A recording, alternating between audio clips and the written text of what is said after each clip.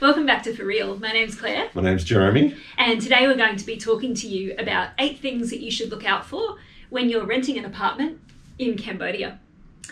And at the end of this video, after we finish talking to you about those 8 things, I'm going to show you some properties that are currently available in Siem Reap, because it would appear from the comments section that most of you that are thinking of coming to Cambodia soon are looking at Siem Reap as your destination of choice. So we'll have a look at those. Nice. Shall we get started? Yes, we shall. All right. So, number 1 on the list is noise. And a wise woman said to me once, the reason that most people move house, or most expats move house in Cambodia, is because of an issue with noise. And having lived there for a while, I think that that's probably true. So noise that you need to look out for includes things like roosters, construction sites, businesses are around that make a lot of noise, things like that. KTVs, stuff like that. Schools. Schools, yes. Schools are a big one. Primary schools. Well, yeah, primary schools, and they usually have really big, what's it called? PA systems, yeah. Yeah. So watch out for them as well. Yes. And we do have to acknowledge that any property, even the most quiet property in Cambodia, can become the noisiest property in Cambodia in the blink of an eye. Yeah. So one tip that I would have for people is when you're signing a lease, try and negotiate the shortest lease possible, so that it frees up your options if you do need to move at the end of it, because something could change. Especially they can start building any second. Yes. So there's a block of land next to you and you're like, oh great. Like 3 days later, bam, they start building. Yeah. And that building will be every single day, not just Monday to Friday. It'll be every single day, light to light. Yeah. Yeah. Yeah. Yeah, so noise is number 1. The second thing that you should look out for is the direction that the sun is coming into the property, or the direction that the property is facing, I guess I'm trying to say. Yeah, yeah. So if you've got big windows on a side that gets direct sun in the afternoon or in the morning, you're going to find that it gets very, very hot in there. Yeah, and the electricity prices will go right up. You could just use fans and that kind of stuff, but because you're closing all the windows, or probably all the curtains and stuff, it's very hot. So that just makes it even hotter. Yeah, so try not to get a place with a massive picture window that faces to the west, because it will definitely impact on your electricity consumption. Yeah, sure. And we all know that electricity is one of the more expensive things that you'll have to pay for in Cambodia.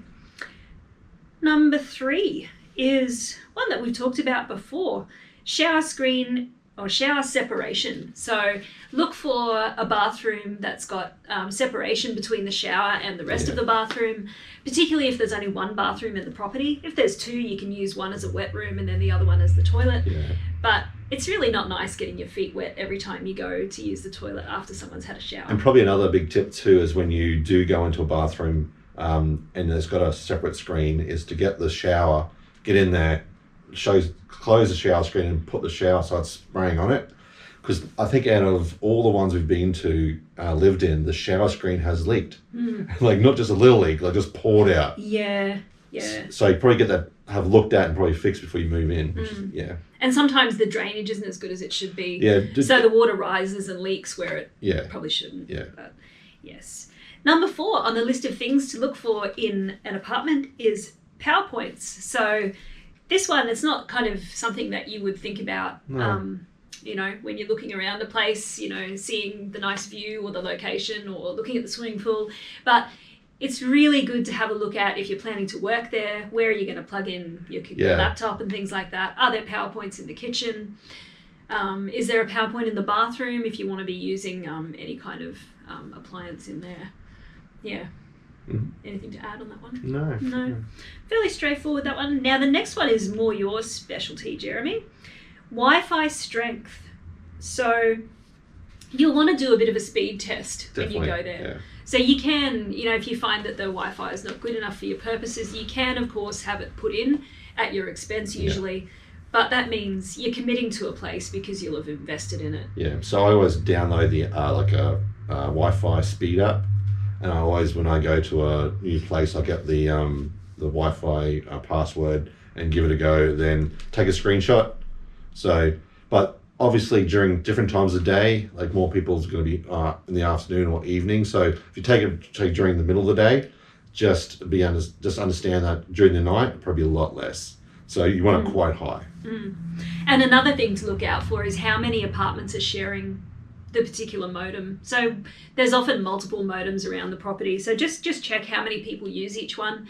And if there's different levels on the property, are there other modems that you can tap into if there's something wrong with the one that you're using? Because that was like but saying that, you can also get very cheap mobile plans, which you can use as a Wi-Fi hotspot. Yep. Number 6 is insect screens, particularly if you're on the ground floor or just the first floor above the ground. It's a really good idea to look out for a place that has insect screens. Very rare. It is quite rare. Some landlords will put them on for you if you ask, at least on a door. Yeah, we got one put on when we were in Siem Reap. I think it cost him $150. It was pretty bad. Like it bent a bit.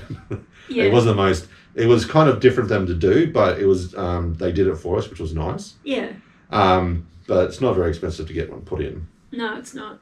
It's well worth doing. Yeah. And if you find a property that's already got them, then even better.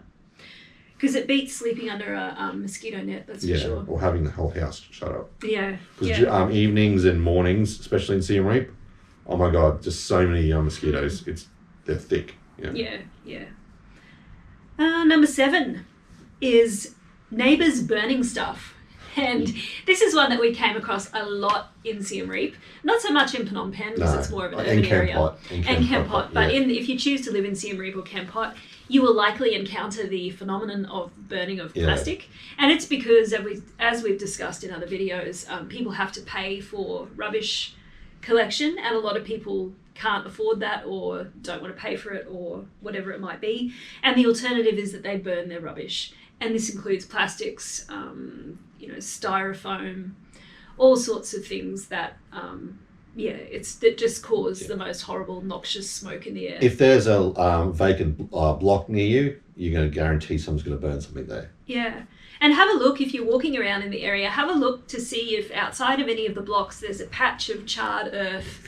And that will tell you that it's likely a regular burning site. Yeah. And if that's close to your house, you're going to end up having to close your windows while the burn is occurring. Yeah. When we were in Kampot, we had a burn probably every second day, and they'll cross the road on a vacant allotment. Yeah, you just couldn't escape it. No. Yeah.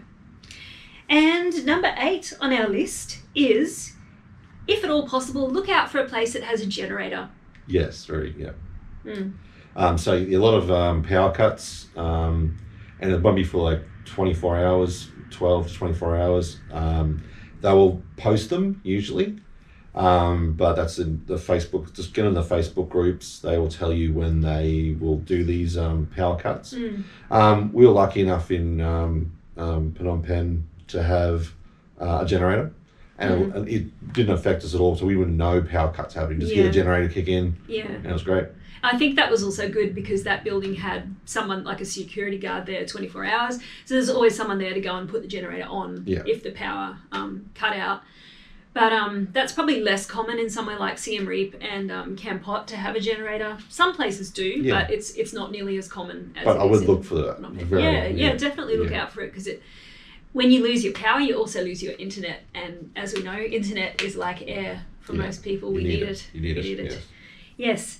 So that's the end of the 8 things that we wanted to discuss with you. And I'm going to show you now some of the properties that I've found for rent in Siem Reap. And one of them is actually a property that we lived in ourselves. It was a very nice one too. Yeah, really nice. Amazing landlord and landlords there. So definitely give that one a check. And if you are Siem Reap, hit them up. Yes. Okay, on to Claire. All right. Here's the first apartment I'd like to show you. This one, if you'd like to look it up on Google, it's called Yada Yada Place, and it's in Siem Reap. It's just behind the Angkor supermarket, and it is the complex where Jeremy and I used to live. It was our second apartment in Siem Reap. It's got 11 apartments in total, and 4 of those are on the ground floor. So if you have a specific need not to have stairs, this place could work for you. It's also got baths in all of the bathrooms, so another good feature. These apartments are really stylish. The decoration is lovely. There's hot water in the kitchen sinks, which is very, very unusual for Cambodia. All in all, a wonderful place to live. Some of the best landlords you're ever likely to find. Just absolutely lovely people.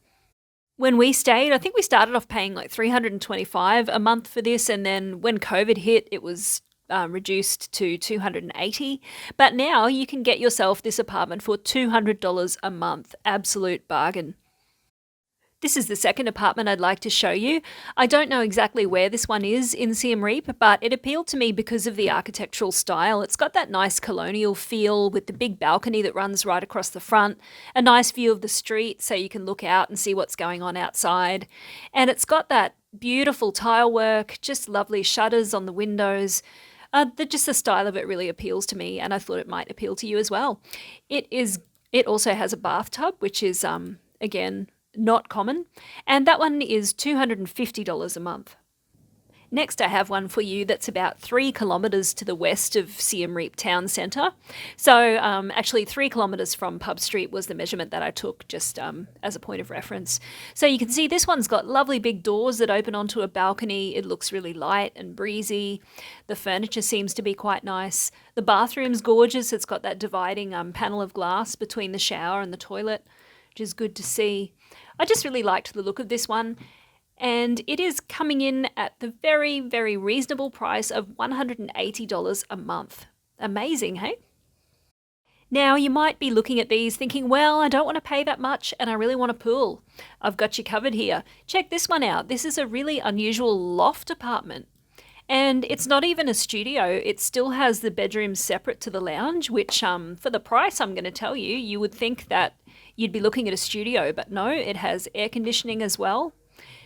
It has a lovely pool. Look at that. Gorgeous pool. Looks really nice and shady down there too. It's got a microwave. Bathroom's a bit iffy, but hey, I guess you can live with that for the amazing price of $150 per month. Wow. One more option before I go today. I was thinking that those of you that haven't been to Siem Reap before might want to stay somewhere for a little while so they can look around, get to know the different areas in town before deciding and committing to where you're going to live. Well, I've got you covered there too. Secret Garden Homestay, which is on Crow's Nest Road, so really easy walk to Pub Street, to the riverside, all of those things. They have rooms starting at $160 per month. All inclusive, so that's your water, electricity, Wi-Fi, cleaning service once a week. That's a great option if you're not familiar with Siem Reap and you just want to spend a bit of time getting to know, maybe getting a motorbike, all of those sorts of things before you commit to leasing an apartment. So I'll leave a link to that one as well and you can check them out. I hope you found this video helpful. If you did, don't forget to like and subscribe. And if you've got any tips for people about finding apartments or things to look out for when you're looking for an apartment in Cambodia, by all means leave a comment down below. It would be great to hear from you. Thanks very much, and we'll see you in the next one. Bye.